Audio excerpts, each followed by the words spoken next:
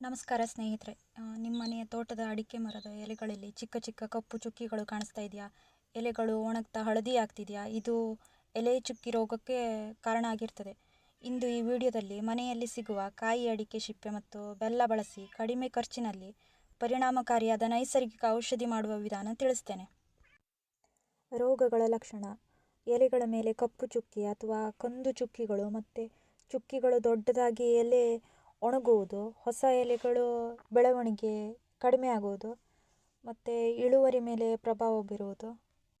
ಈ ರೋಗ ಹೆಚ್ಚಾಗಿ ಮಳೆಗಾಲ ಮತ್ತು ಹೆಚ್ಚು ತೇವಾಂಶ ಇದ್ದಾಗ, ಗಾಳಿ ಕೊರತೆ ಇದ್ದಾಗ ಬರುತ್ತದೆ. ರಾಸಾಯನಿಕ ಔಷಧಿ ಖರ್ಚು ಜಾಸ್ತಿ, ಮಣ್ಣಿನ ಶಕ್ತಿ ಕಡಿಮೆ, ದೀರ್ಘಾವಧಿಯಲ್ಲಿ ಮರ ದುರ್ಬಲವಾಗುವುದು. ಆದರೆ ಈ ನೈಸರ್ಗಿಕ ಔಷಧಿ ಸುರಕ್ಷಿತ ಹಾಗೂ ಮಣ್ಣಿಗೂ ಒಳ್ಳೆಯದು ಮತ್ತು ರೋಗ ನಿಯಂತ್ರಣ, ಪೋಷಣೆ ಎರಡೂ ಕೊಡ್ತದೆ. ಔಷಧಿ ತಯಾರಿಕೆಗೆ: ಕಾಯಿ ಅಡಿಕೆ ಸಿಪ್ಪೆ 30 kg, ಬೆಲ್ಲ 10 kg, ನೀರು 100 ಲೀಟರ್, ಪ್ಲಾಸ್ಟಿಕ್ ಡ್ರಮ್, ಲೋಹದ ಪಾತ್ರೆ ಬಳಸಬೇಡಿ. ಅಡಿಕೆ ಸಿಪ್ಪೆಯನ್ನು ಚೆನ್ನಾಗಿ ತೊಳೆದುಕೊಳ್ಳಿ.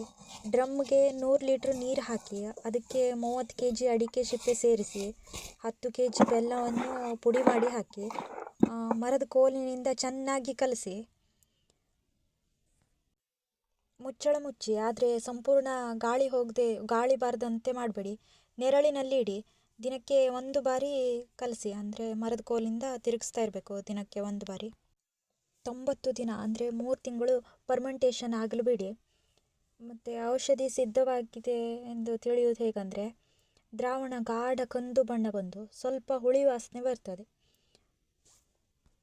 ಇದನ್ನು ಉಪಯೋಗಿಸೋದು ಹೇಗೆಂದರೆ, 5 ಲೀಟ್ರ್ ಔಷಧಿ 95 ಲೀಟ್ರ್ ನೀರಿಗೆ ಮಿಶ್ರಣ ಮಾಡಿ ಎಲೆಗಳ ಮೇಲೆ ಕೆಳಗೆ ಸಿಂಪಡಣೆ ಮಾಡಬೇಕು. ಈ ಔಷಧಿ ಬಳಸಿದರೆ ಎಲೆ ಚುಕ್ಕಿ ರೋಗ ಕಡಿಮೆ ಆಗ್ತದೆ, ಎಲೆ ಹಸಿರು ಆಗ್ತದೆ, ಮರ ಬಲಿಷ್ಠ ಆಗ್ತದೆ. ಈ ವಿಡಿಯೋ ನಿಮಗೆ ಇಷ್ಟ ಆಗಿದೆ ಅಂದ್ಕೊಂಡಿದ್ದೀನಿ. ನಮಸ್ಕಾರ.